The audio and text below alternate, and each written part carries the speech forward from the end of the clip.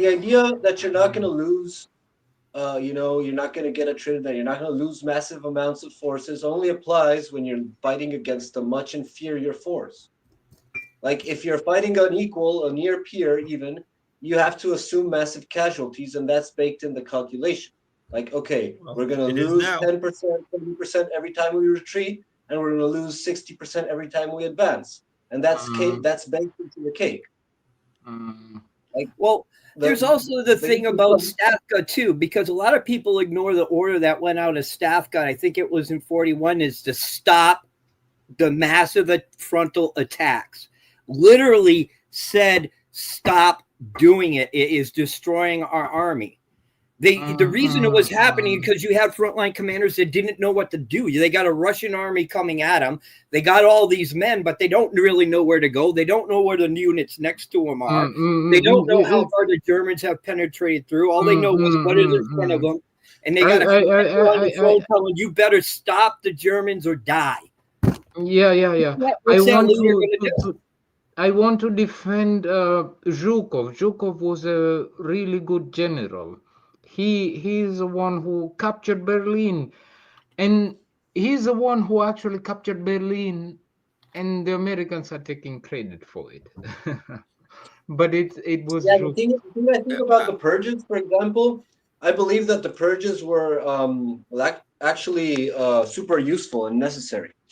Yeah, like the only I way think the purges were necessary. Yeah. I agree. Yeah, were able to react and defeat the Germans was because they got rid of a shit ton of trash, and they had the best fucking generals in the world directing their defense and their counteroffensive. That's the only way they were able to stop the Germans. They got rid of the corruption and made it a true meritocracy. Anyway, and they also used the time they had to build the tanks and the artillery and to train the guys. When they came back out west, they came out swinging from probably 1943 until 1945. Nobody could touch them.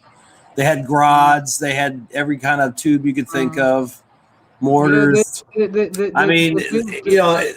were smart. They got lucky. They dropped back far enough to buy the time. Their suicidal defense held. They got them the time they needed to get everything ready, and then when they came out, they were ready to go. And from that point forward, it was nonstop all the way back west. And most of that was done with the tube at the end of an artiillery tube. In terms of the purges, though, the purges only made it was a transition from a Trotsky's force to from Trotsky's army to Stalin's army. That was the purpose of the purges, right?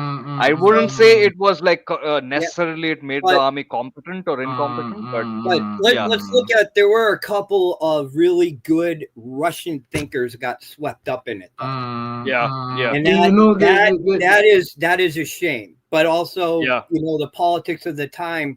What do you do if you got a nation at war and you got half of your military command that you can't trust? What do you do? Yeah.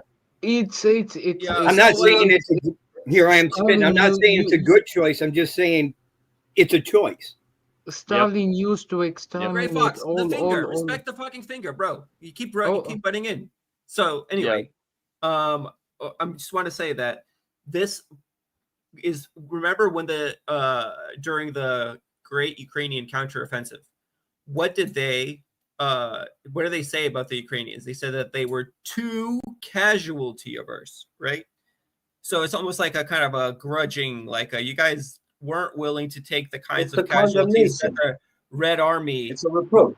Yeah, so you guys weren't able to take the kinds of casualties that the Red Army was going to take. We thought you guys were more badass than that, kind of it was almost like a air of disgust, because they didn't want to take the casualties that we thought was necessary. So yeah, the Soviets took these tremendous casualties, which is, like I was saying, the new line of thinking is that they didn't just trade space for time, they traded a bunch of lives for time, and we were willing to trade Ukrainian space and Ukrainian lives for time. So the problem is that the Russians played it smart. We ended up playing into the Russians' hands. The Russians took this positional battle that the Ukrainians were willing to fight, and they transitioned it into a fight that they wanted to have. And that's really, that's what we're still seeing today. Go ahead, Gray Fox. Oh yeah, the thing is, when you're facing a massive army that is as strong as you, then like you have, let's say you have three options. Okay, one option is to preempt, attack them first, and that's when you're like, yeah, you might have the element of surprise, which can be an advantage, but you're also fighting in their home base. This You is know, where this they is have what the best Israel logistics. did. This is what Israel did. Then the second option is to stop their attack. So you wait until the attack and you stop their attack, and so then you extend their logistics a bit further, but you're still fighting closer to them, you know, and you have an equal level of, you have like a parity. None is on their like home base. You're both fighting near to the home base, so both have good logistics. But A then the other option is to good let them in. offense is the best defense. Good offense is the Is to best let defense. them in. Yeah, but Russia inverts that, because Russia does the opposite. They let them in, they trade space for time, and they stretch the logistics of the enemy to a point where they are more likely to lose entire like groups of forces, which is what happened with the central group of forces. Um, and so that's the best way to, like, if you have the space, it's the best possibilities you got to actually. So like, if you see it in those terms, what the Soviets did back in the day was the best possible option to destroy such a magnificent fighting force as was the Wehrmacht. Go on, Bob. Initially, Yeah, the other thing is, like right now, it's kind of the inverse because the Russians are trading time and space. I mean, they have all the time in the world. They have time, plenty of time to take the space. They're obviously taking the space when they need to, and when they pretty much want to at this point. And I mean, you know, as far as like these Ukrainian units, you know, a lot of these units are taking upwards of 85% casualties. You know, Yeah, I get the impression, especially Vaughn, these elite units and stuff. So I mean, it's just a continuing cascade of events. Go ahead, Mehdi. go ahead. You're muted again. I got a bolt for a little bit. I'll be back. Okay. Guys, you know what? At the end of the day, we're just losing people. It's very sad to lose people. Oh yeah, This is come on. Your this bleeding is heart is a terrible thing. You know, like, let's all cry. Let's have a moment of silence. Yeah, No, man. I mean, it's a war. It's a war. People chose to do it. people. You know, that's what happens. I mean, it's sad, but you know, it's sadder Better to that it die could have ended fighting like than 10 to live on times the lead. already, and one side keeps skipping their off ramp. So, you know, that's what's sad. I mean, think about how many hundreds of thousands of dudes would be alive and not missing arms and legs if they would have took that fucking deal back in April of 22, or probably any other time since then.